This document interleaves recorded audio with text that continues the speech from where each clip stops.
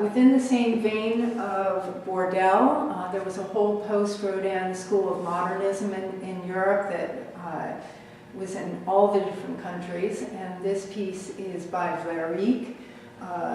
Very modern, yet very clean classical lines in this post-Rodin school. So modern, yet a lot of classicism coming into the work still.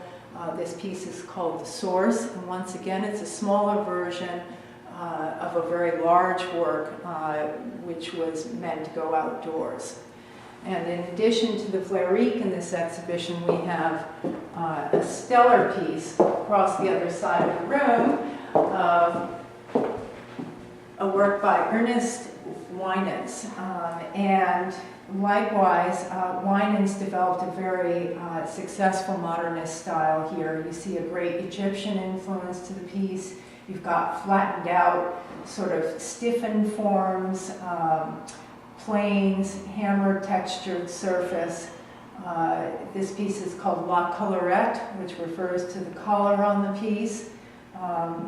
I have rarely felt that I've seen something quite as original in the modern sense from this time frame as what Winans comes up with here. We also see that the sculptor begins to play with texture. This work, as you get up close to it, is exceptionally beautiful in terms of an almost painted type of patina on top of this hammered surface that it has. As we come back into the 20th century,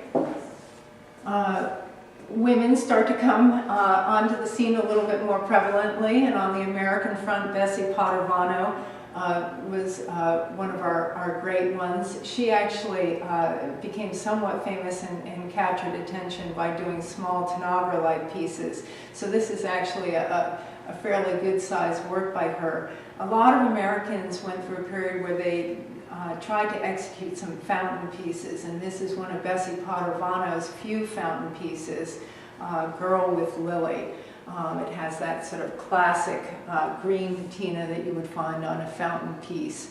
Often these fountain works on the American front focused on young children with turtles or fish. And to its left here is another American work by Giroux, a depiction of the Poppy Girl. A number of sculptors took on this subject matter, and stylistically it's just a fabulous time period in American sculpture.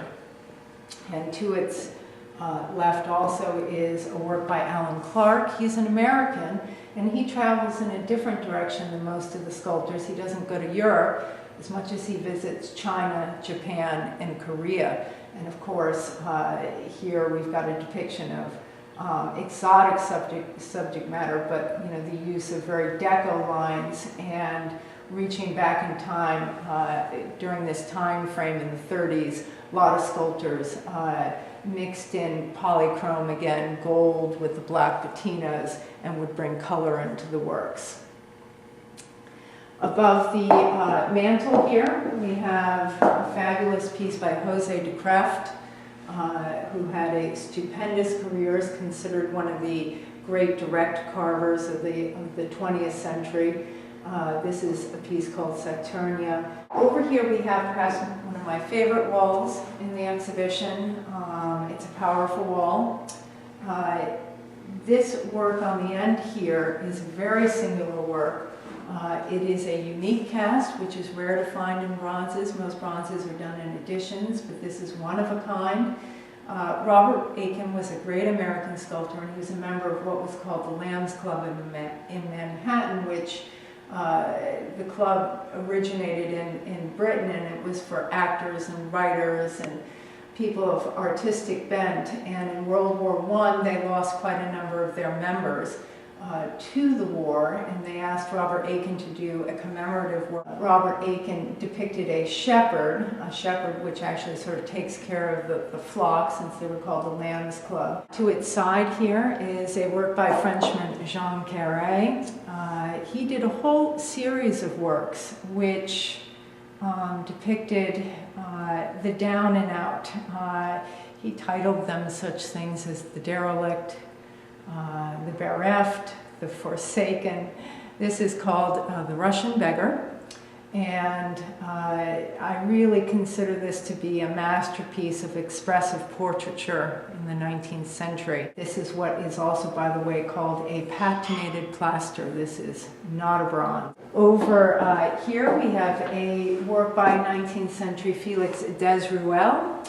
I love this work. Clearly this sculptor was very familiar with Millet's work, Jean-Francois Millet, and would have known the painting called The Sower. This work basically references that it also is a piece that's been personally inscribed to somebody and is a relief, but it's mounted.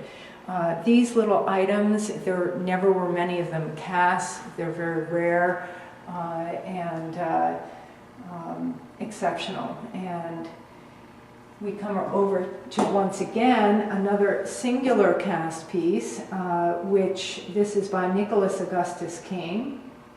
And Caine was a great French sculptor who, in the early 1870s, exhibits a plaster of this work at the Salon.